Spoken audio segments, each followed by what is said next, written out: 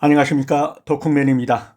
한 번에 합격 핵심만 정리한 전기기능사 필기시험 강좌입니다. 여러분을 환영합니다. 먼저 인트로로 들어가 보도록 하겠습니다. 전기기능사 문제풀이를 위주로 하는데요. 문제풀이를 하면서 필요한 모든 항목들을 다 다뤄보겠습니다.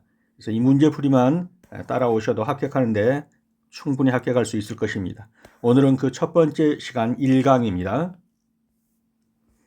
먼저 인트로로 몇 가지 말씀을 드리고 들어가겠습니다. 현존하는 기능사 시험 중에서 가장 난이도가 높습니다. 전기기능사가요. 그러나 우리 시험은 문제은행식 출제라는데 완전히 이것을 파악해 두셔야 합니다. 문제은행식이라는 건 나온 문제가 똑같이 반복해서 출제될 가능성이 매우 높습니다. 한 5배수, 6배수 안에서 같은 문제를 계속 돌아가면서 내니까요.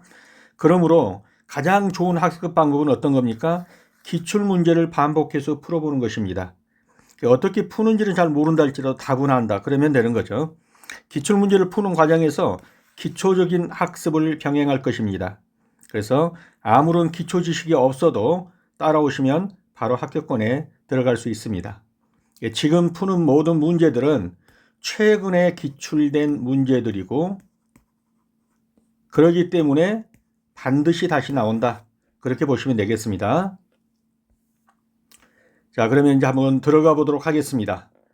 문제 1번입니다. 1차 전압이 6300V이고 2차 전압이 210V, 주파수가 60Hz의 변압기가 있다. 이 변압기의 권수비는 얼마이냐 그랬습니다. 먼저 이 변압기 속의 인풋, 들어오는 인풋이 얼마입니까? 6300V입니다. 그리고 2차 전압으로 나가는 아웃풋이 210V입니다. 그러면 이 비율은 바로 무슨 비율과 같습니까? 변압기의 권수비, 즉 코일을 감는 권수비하고 일치합니다. 그러면 6300을 210으로 나누면 얼마가 되나요? 30배가 되는 거죠. 30배 권수비, 그러니까 감는 횟수 비는 30배입니다.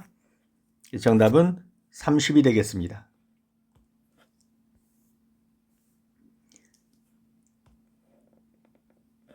여기에 1차 전압이 들어옵니다. 그리고 2차 전압이 이제 부하로서 나가게 되겠죠. 그래서 이 부분은 잘 모르시겠으면은 펼친 그림으로 놓고 한번 다 살펴보시기 바랍니다. 여기서는 간단하게만 몇 가지를 짚고 넘어갈게요. 중요한 것은 이 코일에 감은 권수가 이 출력비와 일치한다는 거예요. 인풋과 아웃풋. 그래서 아까 봤듯이 6300V가 돌아가지고 나간 것이 210V가 나갔나요? 그러면 이 비율이 30배라는 것은 감은 권선비가 30배라는 차이예요. 그래서 정답은 이렇게 되겠습니다. 혹시 이제 난 잘 모르겠다면 한 번 더 보시고 앞으로 계속 따라가면 비슷한 문제들이 계속 나올 겁니다. 그래서 일단은 이 정도 아시고요. 조금만 부연 설명을 하면 1차 전압, 변압기에 입력하는 전압입니다. 즉 전원 쪽에서 들어오는 거죠. 공급 전압. 이게 들어와 가지고 예를 들면 220V가 들어온 다음에 이것을 12V로 나가게 한다. 이런 변압기다. 그러면 들어오는 변압기는 들어오는 건 220V가 들어왔다가 나가는 것은 12V가 나가는 것이죠. 그러면 120에서 12를 나누면 이제 권선 B가 나온다는 거죠. 그래서 이 권선비 또는 권수비라는 것은 변압기의 코일을 감은 수의 비율입니다. 이 코일을 감은 수의 비율만큼 전압이 변하기 때문에 전압의 비례를 코일 수하고 비교해 보는 거죠. 그래서 이제 지금 문제에서는 얼마입니까? 6300이 들어와가지고 2차 전압으로 210이 나갔습니다. 그러면 전압이 30배가 감소했습니다. 그럼 권수비도 30대 1이 되겠죠. 그래서 권수비는 30이 되는 것입니다. 즉 6300 나누기 210. 그래서 1차 전압 6300, 2차 전압 210. 주파수는 여기서 의미 없는 숫자를 주었습니다. 헷갈리라고. 여기는 의미 없는 거예요.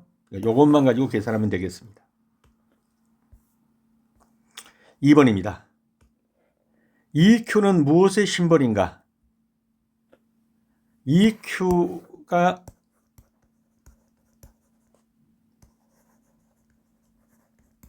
earthquake, 지진이죠. 지진. 지진의 약자입니다. 그래서 지진 감지기가 되겠습니다. EQ는 earthquake, 지진 감지기입니다. 그래서 이렇게 지진 감지기가 EQ가 있죠. 이것이 어디로 연결됐습니까? 이 차단기하고 연결됐어요. 지진 감지기가. 그래가지고 강한 지진이 일어났다. 그러면 자동적으로 차단시킵니다. 스위치를. 그렇게 해서 사고를 방지하는 거예요. 화재가 전기로 인한 화재라든가 이런 걸 방지하기 위해서 일정 강도 이상의 지진이 흔들리면 이것이 감지를 해가지고 센서로 해서 이 차단기를 내려버리는 겁니다. 이게 지진 감지기가 되겠습니다. 그래서 EQ는 earthquake, 지진에서 따온 글자입니다. 지진 감지기가 되겠습니다. 다음 보기 중 접지 시스템의 종류가 아닌 것은, 정답부터 찍으면 보호 접지가 아니죠. 접지 종류에는 단독 접지, 공통 접지, 통합 접지가 있습니다. 그림으로 한번 살펴볼게요. 모든 단자마다 변압기마다 하나씩 땅으로 다 들어가는 접지가 있습니다.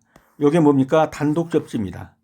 그런데 공동 접지는 변압기 셋을 묶어서 하나로 접지를 들어갔습니다. 공통 접지입니다. 통합 접지는 접지 변압기가 몇 개가 있든 간에 4개가 있든 5개가 있든 하나로 통합하는 것, 이것이 통합 접지가 되겠습니다.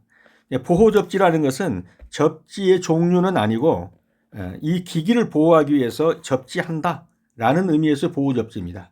때문에 보호 접지는 통상의 광의적 개념이고, 접지를 종류별로 나누면 단독 접지, 공동 접지, 통합 접지가 있겠습니다. 그래서 접지 시스템의 종류가 아닌 것, 보호 접지가 되겠습니다. 4번입니다. 전기기기의 철심 재료로 규소광판을 많이 사용하는 이유로 가장 적당한 것은, 먼저 답부터 말씀을 드리면은 그렇죠. 히스테리시스손을 줄이기 위해서입니다. 전기기기에 이 철심 쪽에 가면 자기장이 굉장히 광범위하게 막 들어온단 말이에요. 그럼 이제 플러스 마이너스가 막 교차를 하니까 히스테리를 받는 거죠. 여기서 어떤 열 손실이 일어나요. 이것을 방지하기 위해서 규소광판을 쓰는 것입니다. 정답은 1번이 되겠습니다.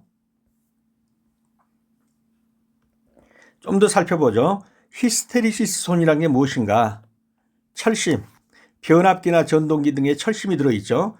거기에 교류 자기장이 계속 걸리면은 플러스, 마이너스가 계속 반복되는 거예요. 그러면서 계속 방향을 바꾸어 대야 되니까 마찰 같은 에너지 손실이 발생하는 겁니다. 이것을 가리켜서 히스테리시스 손이라고 하는 거예요. 쉽게 말하면 자석 방향을 계속 뒤집으면 생기는 열 손실입니다. 왜 발생하나? 교류 전리에서 자기장 방향이 계속 바뀝니다. 플러스 마이너스 하면서. 파장도 막 이렇게 왔다 갔다 하면서. 이게 철심 내부의 자성체도 계속 방향이 전환이 일어나면서 히스테리가 일어나죠. 그러면서 에너지 소모가 일어나고 열이 발생하는 거예요. 이것을 좀 방지하기 위해서 사용하는 것이 규소를 넣는 거예요. 규소광판을. 규소광판을 넣으면은 플러스 마이너스 방향 전환이 쉬워지고요. 이 폭이 줄어드는 거예요. 이력 곡선이 좁아지는 거예요. 그래서 좀 순화되는 것이죠. 이래서 규소광판을 쓰는 겁니다. 즉 히스테리시스손을 방지하기 위해서입니다. 그래서 전기기기에 철심 재료로 규소광판을 많이 사용하는 이유는 히스테리시스손을 줄이기 위해서입니다. 문제 5번입니다. 회로의 전기 저항값은 얼마인가? 그러고 물었습니다. 지금 보시는 이제 회로가 이제 병렬식인데, 일단 저항값을 보면은 분자는 더하기죠.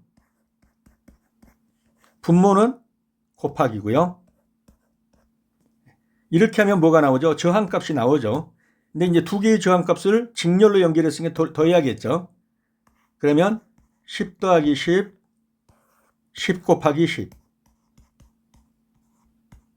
이 둘의 저항값을 더하면은 이 회로의 전기 저항값이 나오겠습니다. 다시 말하면 뭐 이런 문제가 나오면 대강은 알겠다라고 하면 이제 이렇게 푸는 거예요. 이 둘을 6 더하기 4가 분모로 가고 이 둘을 곱한 것이 분자로 갑니다. 이러면 이 저항값이 나오는 거예요. 왼편 것의 저항값이 나오는 거예요. 그 다음에 이쪽 저항값은 10이니까 10 더하기 10에 10 곱하기 10. 그러면 여기는 10분의 24 더하기 20분의 100 그렇게 되겠죠. 그럼 여기는 2.49 더하기 여기는 5가 되겠죠. 그러면 얼마 되죠? 저항값은 7.4가 되네요. 정답은 2번이 되겠습니다. 그래서 여기에 풀이를 해놨으니까요. 잘 모르시겠으면 화면을 정지하시고 다시 한번 풀어보시기 바랍니다.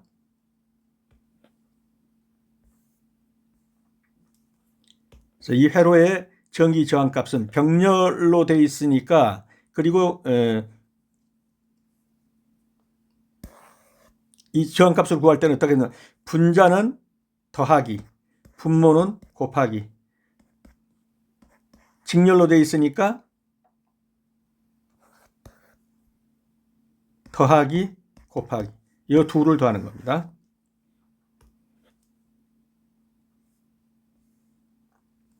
문제 6번입니다. 이전력계법에 의해 삼상전력을 측정하여 전력계가 P1, P2를 나타냈다면 무효전력의 식은 자 유효전력이 P1, P2가 나왔습니다.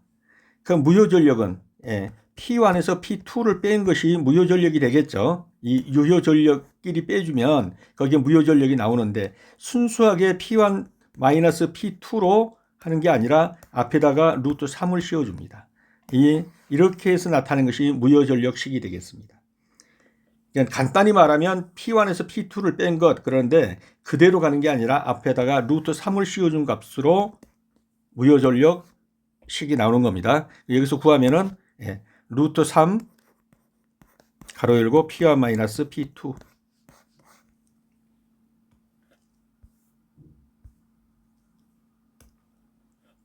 그래서 유효전력, 무효전력 그리고 유효전력에서 무효전력, 유효전력에서 P1에서 P2를 뺀 값에서 루트 3을 씌워서 하면 루트 3 P1 마이너스 P2가 정답이 되겠습니다.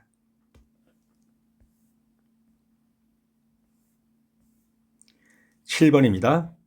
진동이 심한 전기기계기구의 단자에 전선을 접속할 때 사용되는 것은 진동이 심합니다. 그래서 단자에다 물려놔도 빠져버릴 수가 있어요. 그럴 때 어떤 것을 써서 접속을 하느냐 하는 겁니다. 정답은 그렇죠. 스프링 와셔죠. 한번 그림으로 보겠습니다. 여기 보이는 이 부분이 스프링 와셔입니다. 이거죠. 여기다 물리면은 이 자체가 탄력이 있기 때문에 물려서 빠지지 않는 거예요. 그래서 스프링 와셔가 이와 같이 약간 사선으로 돼 가지고 이 탄력을 받게 돼 있어요. 그래서 물려주고 조이면은 되는 겁니다. 그래서 한번 화면을 늘려서 또 한번 봐보시기 바랍니다. 이 스프링 와셔가 역할은 어떤 역할을 하느냐? 스프링 와셔는 나사와 단자 사이에 탄성력을 발생해 진동으로 인한 나사의 풀림을 방지하고 전선을 단자에 안정적으로 고정시키는 겁니다. 이거 없이 그냥 물려놓으면 이게 덜덜덜 떨면서 빠져버린단 말이에요. 이걸 방지하기 위해서 이 스프링 와셔를 물리고 조여주면 탄력을 받아서 빠지지 않게 된다 이 말이에요. 그때 쓰는 것이 뭐다? 스프링 와셔다. 그래서 진동이 심한 전기기계기구의 단자에 전선을 접속할 때 쓰는 거 스프링 와셔가 되겠습니다. 8번입니다. 사극 고정자 홈수 36의 삼상유도 전동기 홈 간격은 전기각의 몇 도인가? 이런 문제를 풀기 위해서는 고정자가 한 극의 고정자가 몇 도인 줄 알아야 합니다. 한 극의 고정자는 180도입니다. 사극이면은 180 곱하기 4니까 720도가 되겠네요. 그런데 홈수는 36이래요. 그러면 홈수 36으로 나누면 죄송합니다. 네, 죄송합니다. 화면이 잠시 날아가 버렸습니다. 다시 들어가겠습니다. 사극 고정자 한극이 180도, 그러니까 사극이니까 4 하면 720도가 되겠죠. 이것을 36개 홈으로 나누면 한 개의 홈 간격이 나올 거란 말이죠. 그러면 나누기 36 하면 얼마가 되나요? 20이 되나요? 네. 한 개 홈 간격은 20도가 되겠습니다.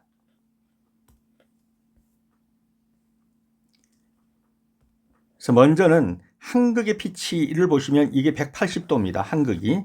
그러면 4개의 극이기 때문에 여기에 180도이라 극수를 곱해주고 그리고 홈수로 나눠주는 것이 전기각이 되는 거예요. 그래서 180, 180, 180, 180 이게 4극 고정자니까 4개가 되니까 이것이 얼마가 됩니까? 720도가 나오는 거죠. 요것을 나누기 홈이 몇 개라고 그랬습니까? 36개라고 그랬어요. 36개 홈으로 나면 한 개 홈의 전기각이 나오겠죠. 20도가 되는 것입니다. 조금 이해가 안 가시면 이 화면을 고정하시고 화면을 넓히셔서 한번 자세히 풀어보시기 바랍니다.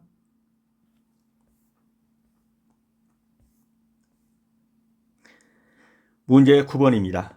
유도 전동기의 슬립을 측정하는 방법으로 옳은 것은, 우선 답부터 찍어 보겠습니다.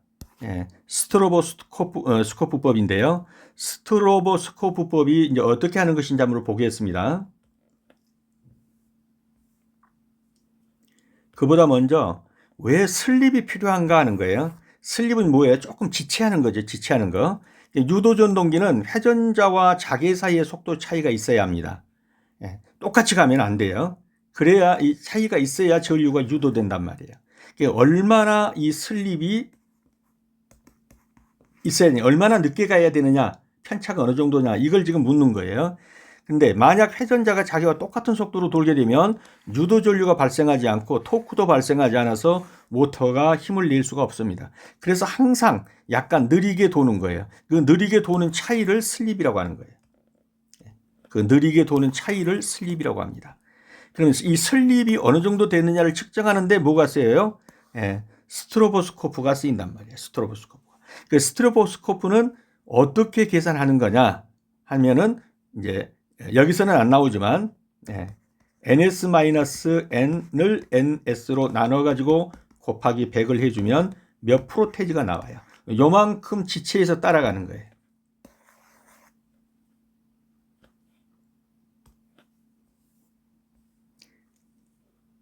그래서 슬립이란 유도전동기에서 회전자의 속도가 n이고 회전자를 만드는 동기 속도가 ns면 동기 속도가 ns에서 실제 회전자가 돌아가는 거 n을 빼고 그것을 ns를 분모로 해서 나눠주고 곱하기 100을 하면 슬립이 나오는 거예요. 이것이 구하는 공식입니다. 그러면 그렇게 해가지고 예를 들어서 동기 속도가 1800rpm인데 실제 회전자 속도는 1740입니다. 그러면 빼면은 얼마가 나오죠? 60이 나오나요? 그리고 1800으로 나눠주면은 3.3%가 나오죠. 약 3.3% 뒤에서 따라가는 거예요. 그 편차가 슬립은 3.3%다 이렇게 말하는 거예요.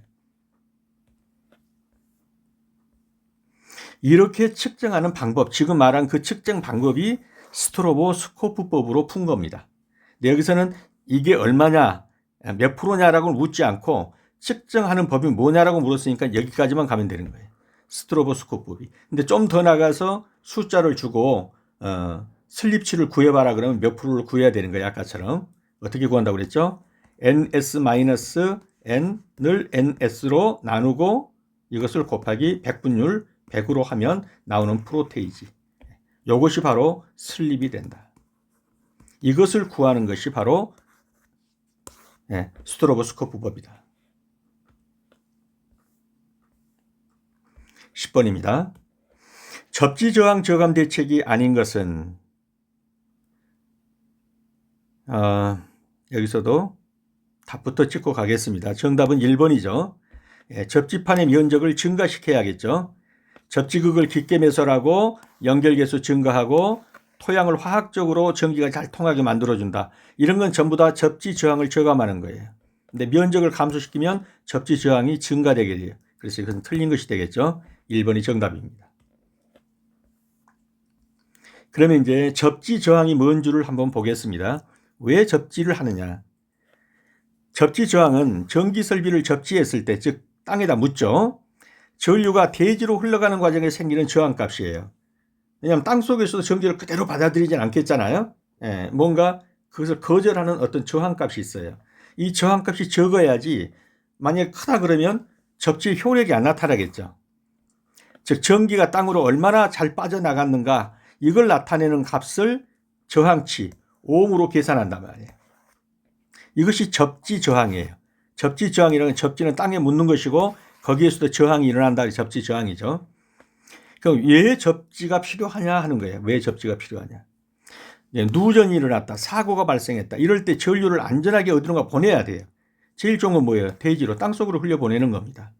그래서 감전을 방지하고 화재도 방지하고 기기도 보호할 수 있는 거예요. 이래서 모든 전열기 제품에는 대부분 이제 이 접지가 들어간단 말이에요. 그래서 접지 저항이 크면은 전기를 제대로 땅속으로 흘려보내지를 못하니까 흐르지를 못하니까 접지가 제대로 안 되겠죠. 예. 접지 저항은 어떨수록 좋다? 작을수록 좋다. 그래야 땅속으로 전류가 잘 통해서 들어가 버리니까. 이해가 되셨죠? 근데 이렇게 접지 저항을 낮추게 하려면 어떻게 해야 되냐 이거예요. 접지극을 깊게 매설할수록 좋습니다. 그 다음에 접지봉의 개수가 많을수록 저항이 낮아지겠죠. 또 하나는 토양에다 약품을 넣어서 전기가 잘 통하도록 해주는 거예요. 그럼 저항률이 낮아지겠죠. 전기가 잘 통하니까. 그 다음에 접지판의 면적을 증가하는 거예요. 그러면 면적이 클수록 접지 저항이 감소하는 거예요. 면적이 클수록, 접지판의 면적이 클수록. 이해가 되셨죠? 자, 이제 이렇게 접지가 필요하고 접지를 하면 저항이 일어나는데 이것을 저감시켜야 돼요. 예. 그러려면 어떤 대책이 필요하냐. 접지판의 면적을 감소가 아니라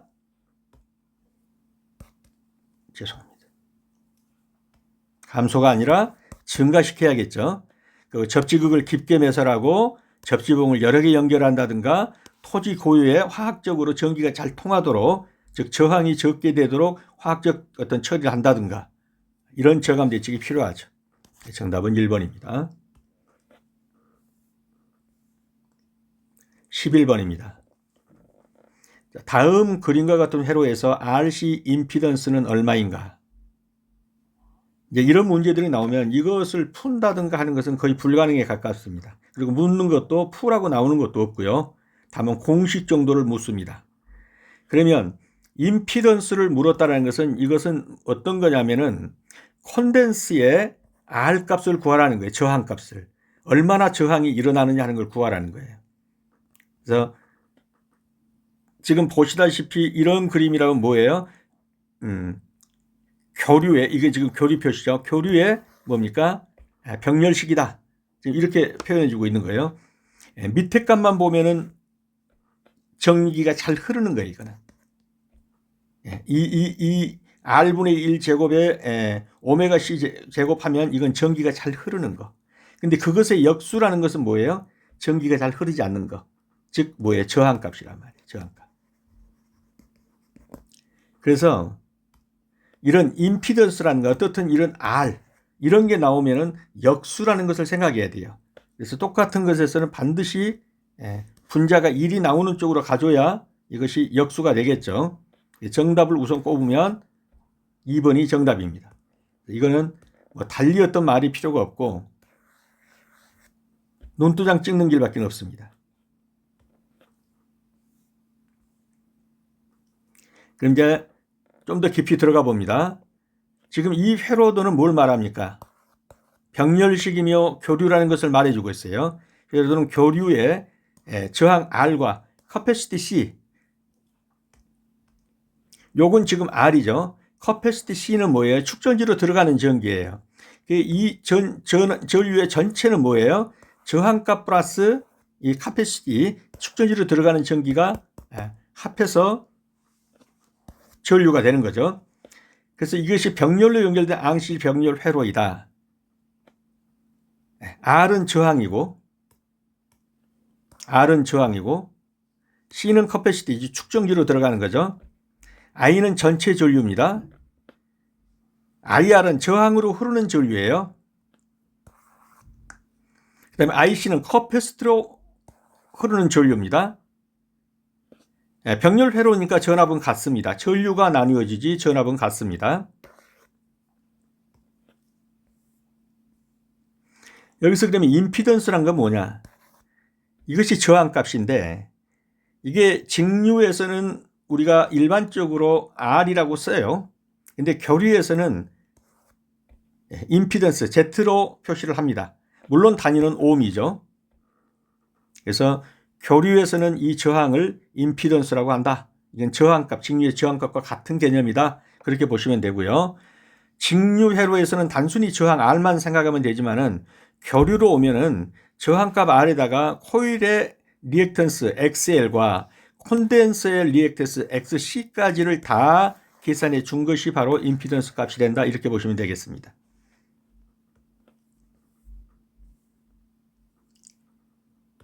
그래서 직류는 전압이 IR이고 교류는 전압이 IZ, 즉 임피던스를 사용하는 거예요.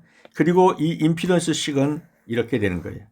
여기에 있는 오메가라는 건 이 주파수와 매우 관계가 있는 거예요. 주파수가 높을수록 뭡니까? 임피던스는 세지는 거예요. 역으로 갑니다. 주파수가 높을수록 임피던스는 적어지는 거예요. 그래서 교류에서는 저항 대신 임피던스를 사용한다. 그리고 그 공식은 이와 같다. 그 공식은 뭡니까? R분의 1의 제곱 플러스 오메가 C 제곱의 루트분의 1. 이 공식을 눈여겨보시기 바랍니다.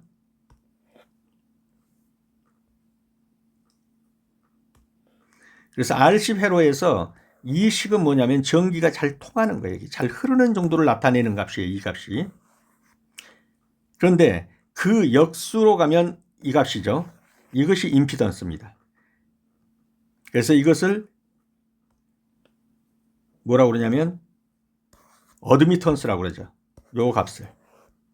어드미턴스가 전류가 잘 통하는 값이에요. 이것의 역수가 임피던스예요. 전류를 저항하는 것, 그렇게 보시면 되겠습니다. 교류에서 전류를 저항하는 것.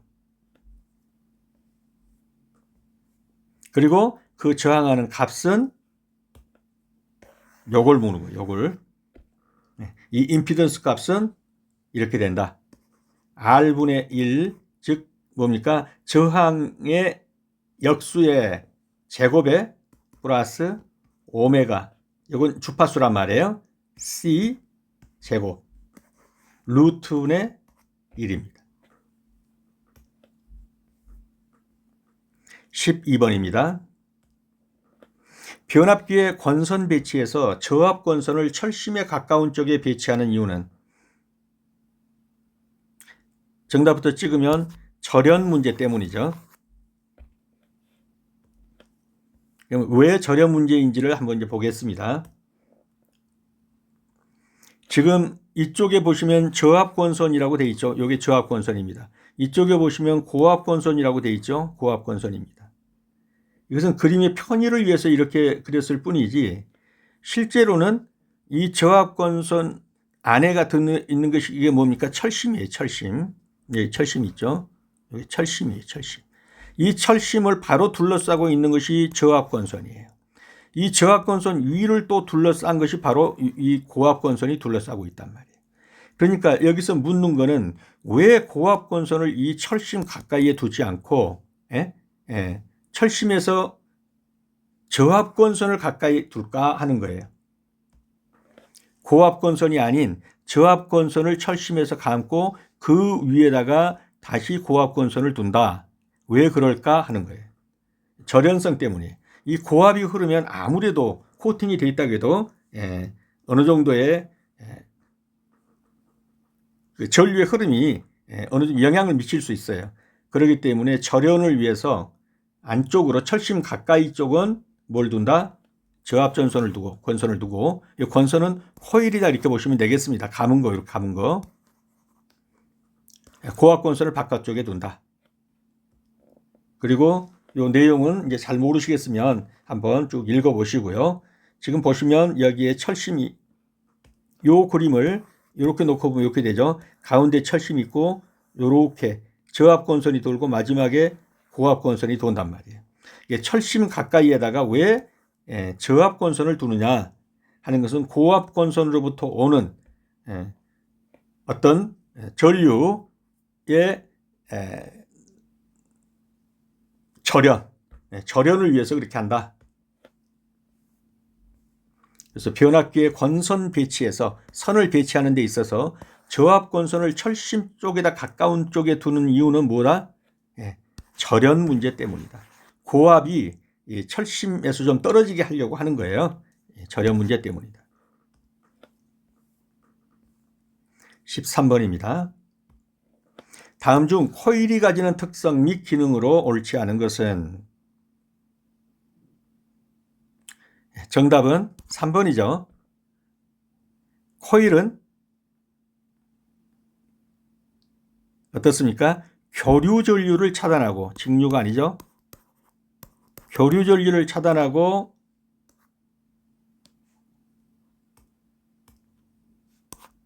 교류 전류를 차단하고 직류 전기를 통과시키려는 특징이 있습니다. 이 코일이 가진 특징이에요.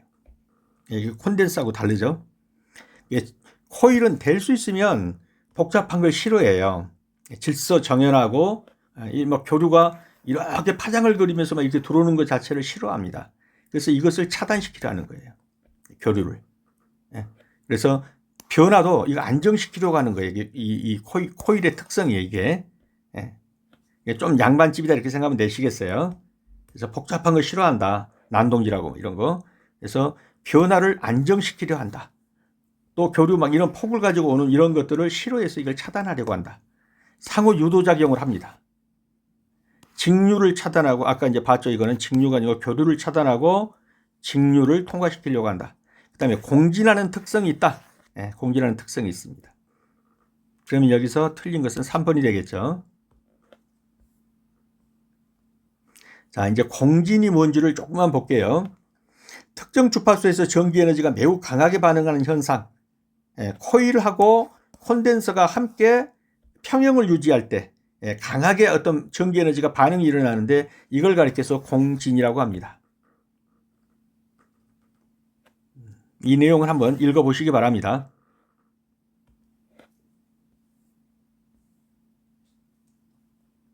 그래서 이제 답하고만 한번 비교를 해볼게요. 자, 코일은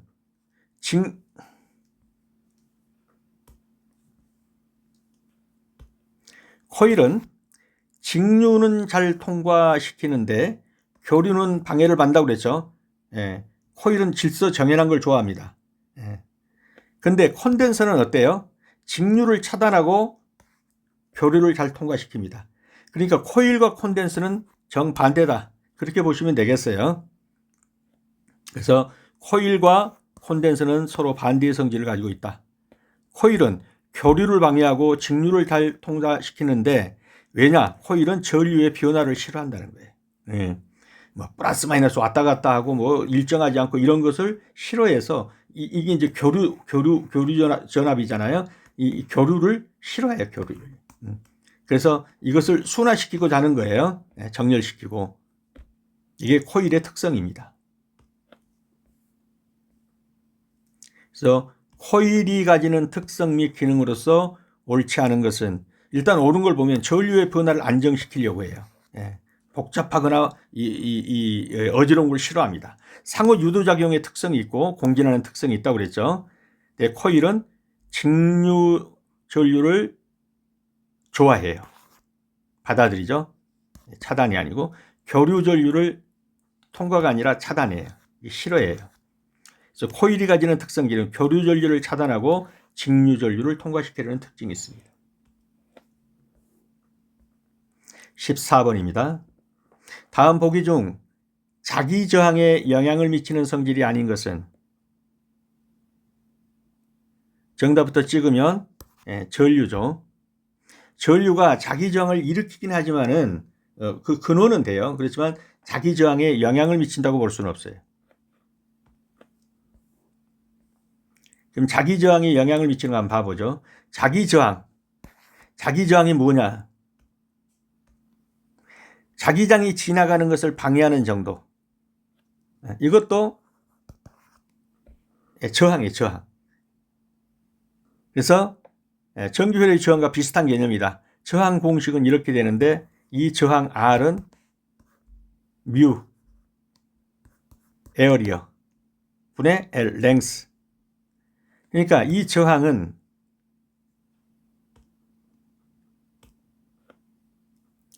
길이에 비례하고 면적에 반비례한다. 그렇게 보시면 되겠어요.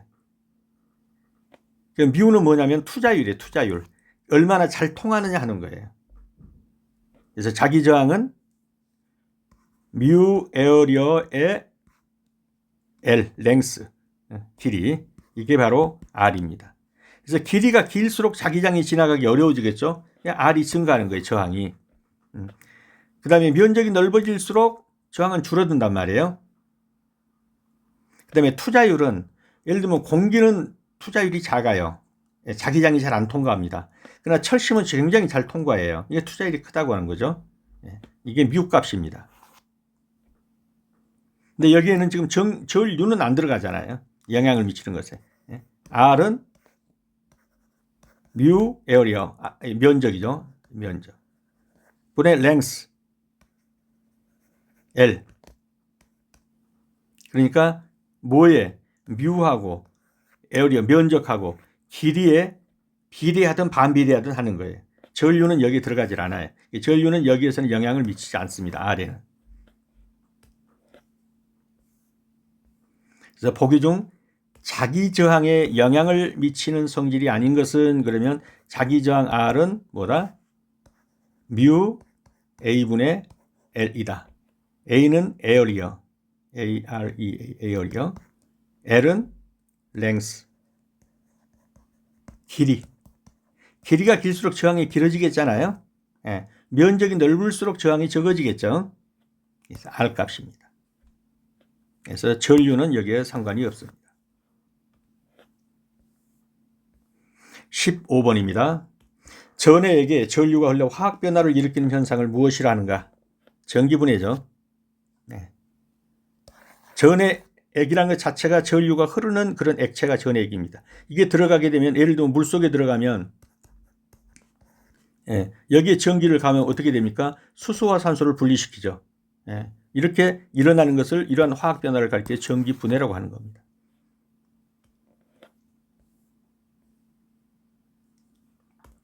그리고 전리라는 것은 뭐냐? 전리는 원자 분자가 이온이 되는 현상을 전리라고 하고요.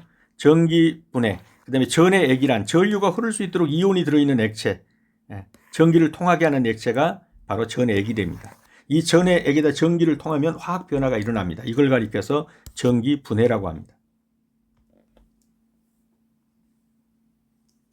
16번입니다. 1000Hz에서 35민 콘덴서를 2000Hz에서 사용할 때 리액턴스는 얼마인가 그랬습니다. 이런 값도 1000Hz에서 저항값이 30이에요. 그런데 이걸 2000Hz로 높이면은 역수값입니다. 역수값.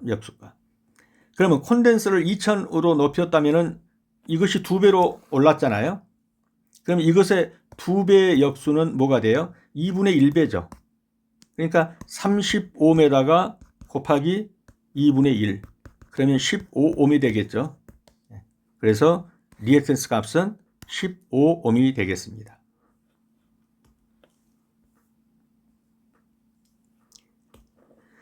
다시 한 번 더 살펴봅니다. 리액턴스란 뭐냐? 교류를 방해하는 정도. 그러니까 R 값이다, 저항 값이다, 이렇게 보시면 되겠습니다. 이 저항 값이 크면 교류가 흐르기 어렵고, 값이 적으면 교류가 흐르기 쉽겠죠. 1000Hz에서 35ohm이다. 그러면 콘덴서가 1000Hz 교류에 대해 35ohm만큼은 방해를 받고 있다, 이런 말이죠. 근데 이것을 주파수를 2배로 올렸다. 그래서 2000Hz가 됐다. 그러면 오음은 어떻게 되죠? 역수로 가는 거죠. 2분의 1배가 되는 거죠. 그러니까 1000에서 2000의 2배가 됐으면 이것의 역수로 가는 거예요. 2분의 1배로 가는 겁니다. 그러면 30옴 곱하기 2분의 1 해서 15옴이 되는 거죠. 그래서 콘덴서가 교류를 덜 방해하게 된다는 게 그만큼 더 쉽게 전류가 통하게 만들어준다 하는 얘기가 되겠습니다. 그래서 1000Hz에서 35민 콘덴서를 2000Hz로 사용할 때 리액턴스는 이것이 배로 뛰었다면 리액턴스는 그것의 역수로 간다. 2분의 1배로 가서 35의 2분의 1배인 15옴이 되겠습니다. 17번입니다. 전류 50A로 2시간 동안 흘렸다면 전기량 AH는 뭡니까? 암페어 아워입니다. 시간당 암페어 개념으로 보면 되시겠어요? 그러면은 전기량 Q는 어떻게 되죠? Q는 흐르는 전기에다가 곱하기 시간 T. 그러면 얼마가 되겠어요? 100A가 되겠네요. 정답은 3번이 되겠습니다. 그래서 전기량 Q는 IT다.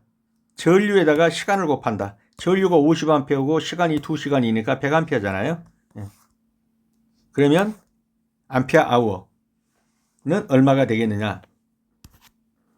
100A 아워가 되겠습니다.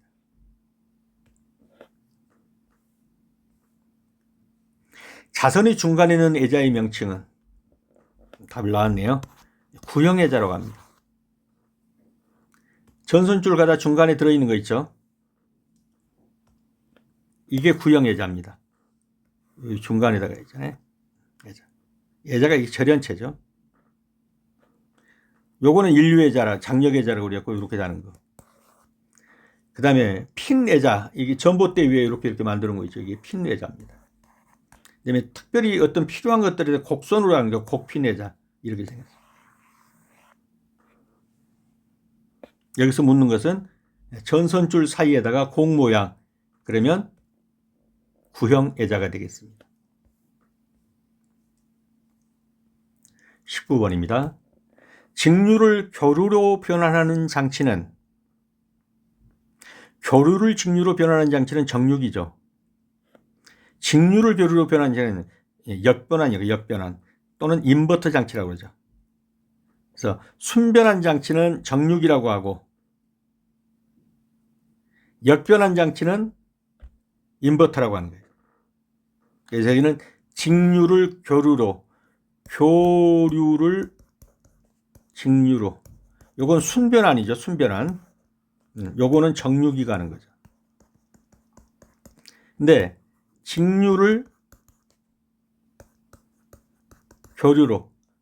요게 순변환이라면 이거는 역변환이 되겠죠. 그리고 또 다른 것으로 말한다면 이것을 우리가 인버터라고 부르는 거예요. 인버터. 직류를. 한 가지만 알면 반대 거는 그냥 알 수 있겠죠. 직류를 교류로 변환하는, 교류를 직류로 변환하는 것이 정육이다. 근데 직류를 교류로 변환하는 장치는 인버터 또는 역변환 장치다. 여기에 정리를 해드렸으니까 한번 살펴보시기 바랍니다. 순변환 장치는 정육이, 역변환 장치는 인버터.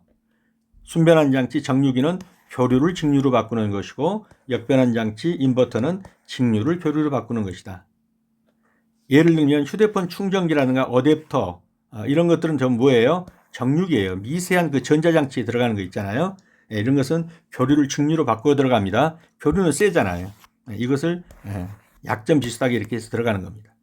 그 다음에 이건 직류를 교류로 바꾸어서 이제 더 세게 만들어, 증폭되게 만들어주는 거예요. 이런 건 뭐예요? 태양광 발전, UPS, 차량 인버터. 이런 것들이 역변환 장치가 되겠습니다.